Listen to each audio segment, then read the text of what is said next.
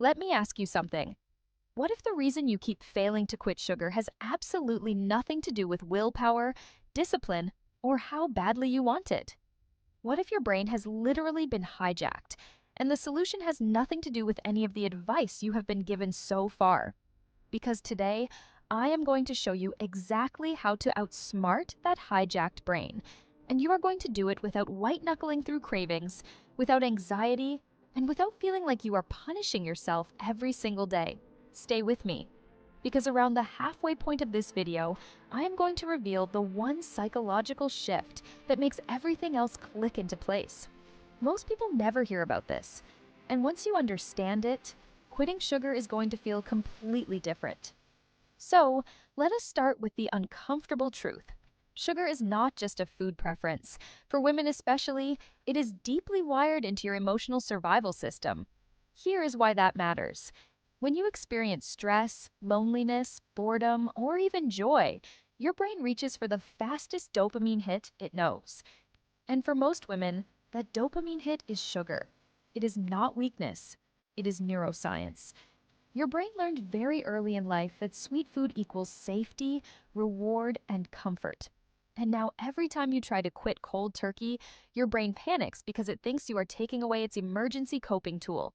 This is why traditional dieting advice almost always backfires for women. You are told to just stop eating sugar, white knuckle the cravings, and stay disciplined. But what that actually does is trigger your nervous system. Your cortisol spikes, your anxiety rises, and your brain interprets that deprivation as a genuine threat. And then what happens?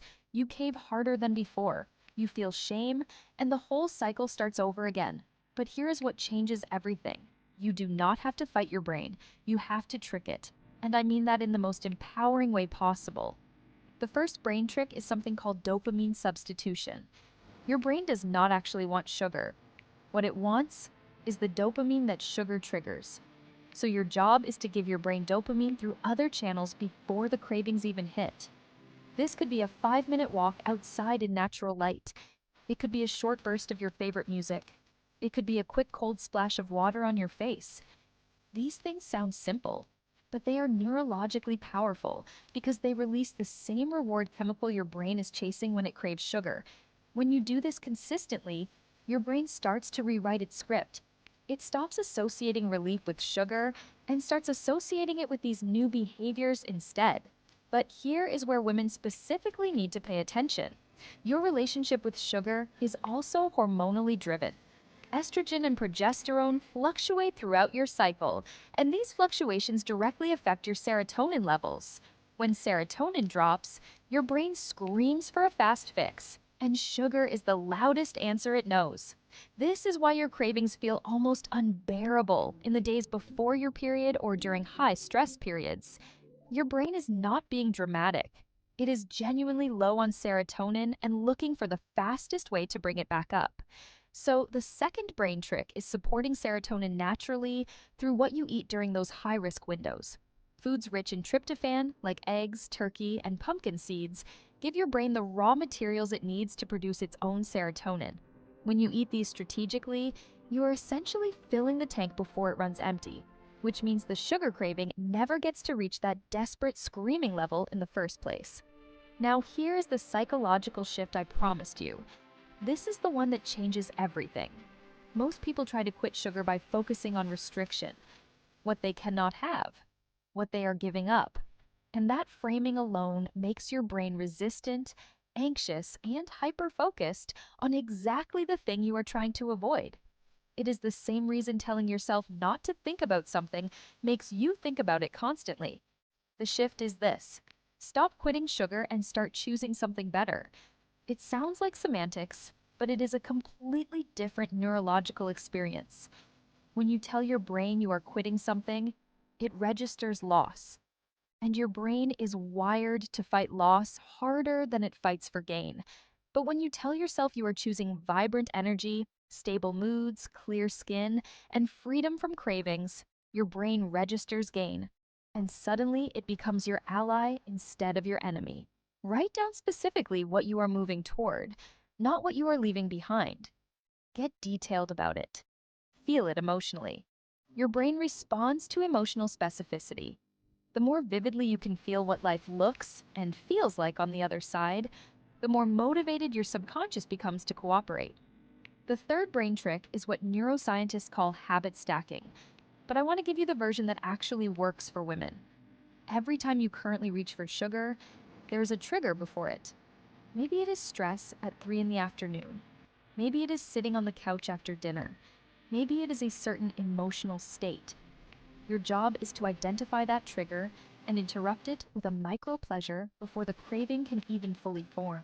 A micro pleasure is something small that gives your brain a moment of relief without derailing you. Lighting a candle you love, stretching for 60 seconds, texting someone who makes you laugh, making a cup of herbal tea with a flavor you genuinely enjoy. These are not consolation prizes. They are neurological pattern breakers. And when you consistently insert them between the trigger and the craving, you are literally rewiring the sequence in your brain. Now I want to address the anxiety piece directly, because this is something most sugar quitting advice completely ignores. A lot of women experience real anxiety when they cut sugar, and there is a biological reason for this. Sugar spikes your blood glucose quickly, and your body releases insulin to manage it. When you suddenly remove that spike, your blood sugar can dip in ways that trigger your stress response. Your heart rate increases slightly, your alertness spikes, and your nervous system interprets that as anxiety. The solution is not to suffer through it. The solution is to stabilize your blood sugar differently. Eating protein and healthy fat at every single meal keeps your glucose steady throughout the day. When your blood sugar does not spike and crash, your body does not go into that stress response. The anxiety that you thought was about willpower was actually a blood sugar issue all along. And here is one final piece that ties everything together. Celebrate every small win out loud to yourself. I know that sounds almost too simple, but there is deep neuroscience behind it. Every time you acknowledge a small victory, your brain releases a micro dose of dopamine. And that dopamine makes you want to repeat the behavior that earned the reward. You are essentially teaching your brain to get pleasure from resisting sugar rather than from eating it.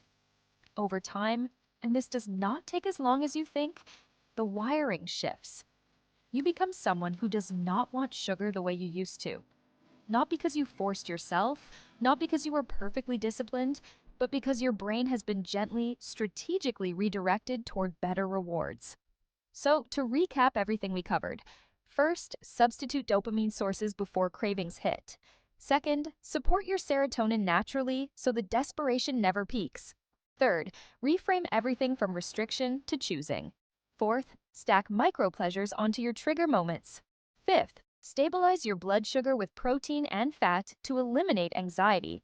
And sixth, celebrate small wins to rewire your reward system from the inside out. If you found this helpful, share it with a woman in your life who is stuck in the sugar cycle. And if you want to go even deeper into how to rewire your brain for better habits without anxiety or deprivation, the next video is waiting for you right now.